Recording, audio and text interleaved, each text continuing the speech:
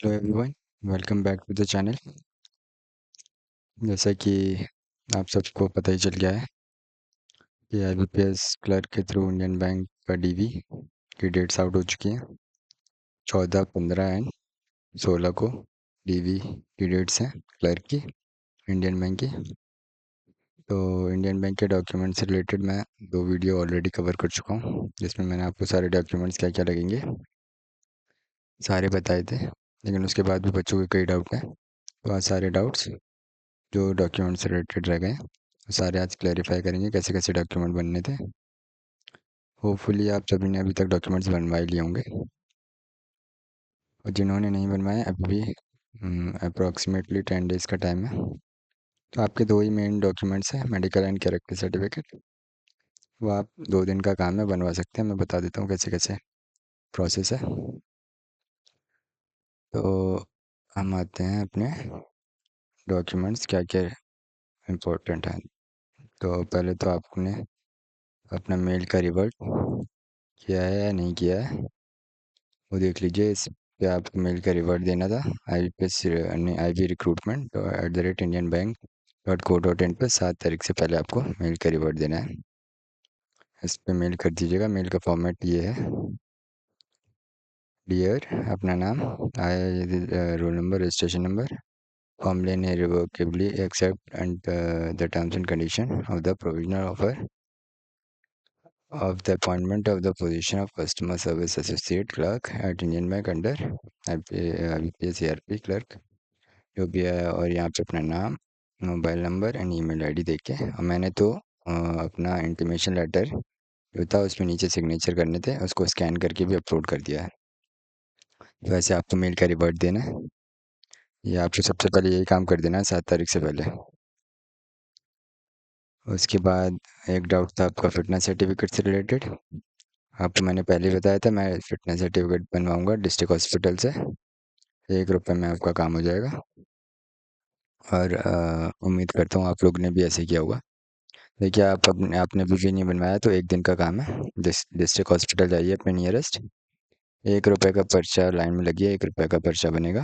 आप बोलिए मुझे मेडिकल फिटनेस सर्टिफिकेट बनवाना है, वो एक फॉर्म दे देंगे आपको, जिसमें सारे टेस्ट कराने होंगे आपको। आप एक फॉर्म दे देंगे, और एक रूम नंबर पे जाने के लिए कहेंगे।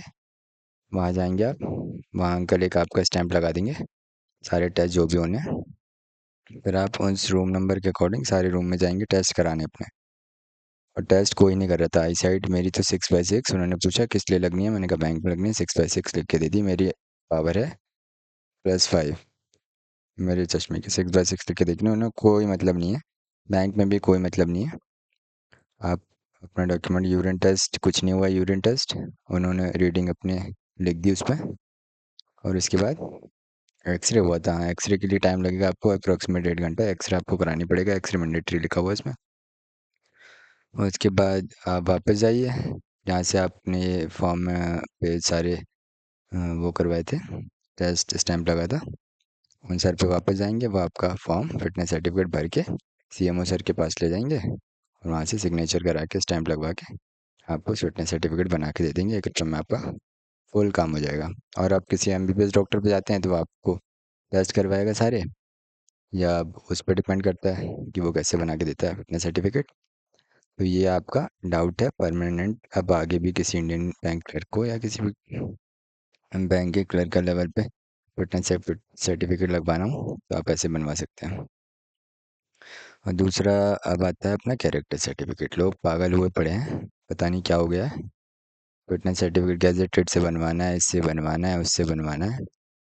देखिए, मैंने आपको पहले बताया था मैं एक डॉक्टर से बनवाऊंगा। एक मैंने तो एमबीबीएस डॉक्टर से भी नहीं बनवाया है, BAMS डॉक्टर, आयुर्वेदिक मेडिसिन वाले होते हैं जो।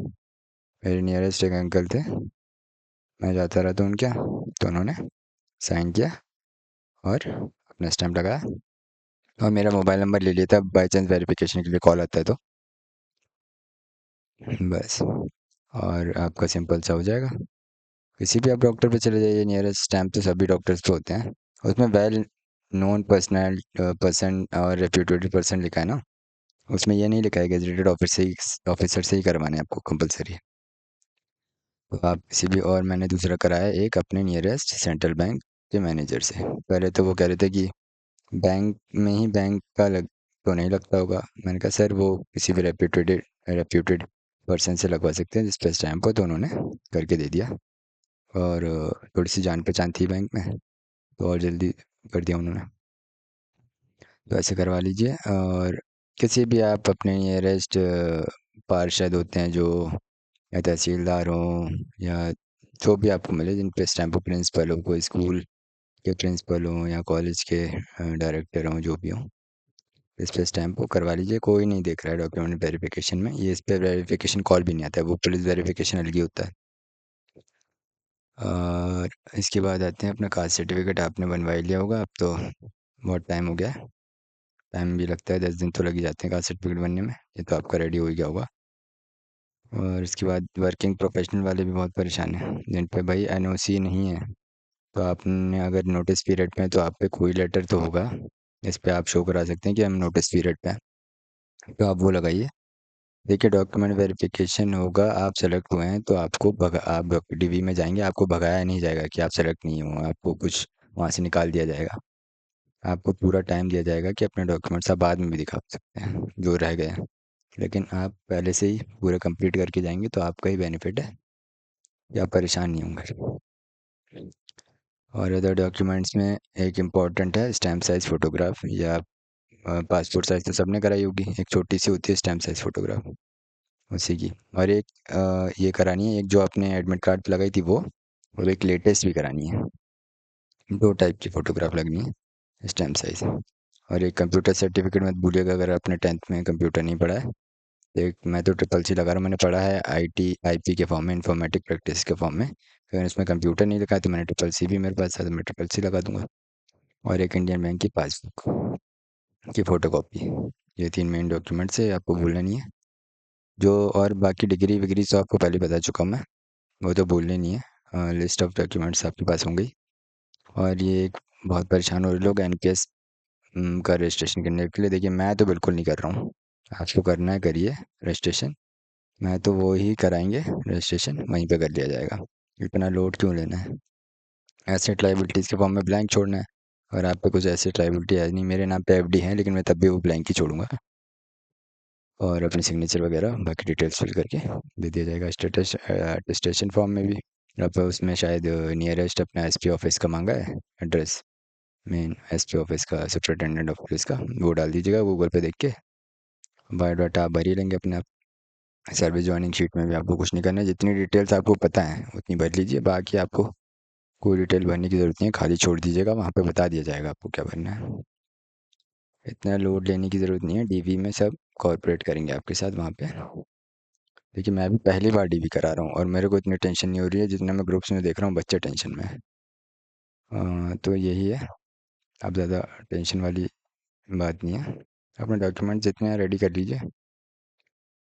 बाकी वीडियो यूज़फुल लगे तो चैनल को प्लीज़ सब्सक्राइब कीजिए, शेयर कीजिए, और बस थैंक यू।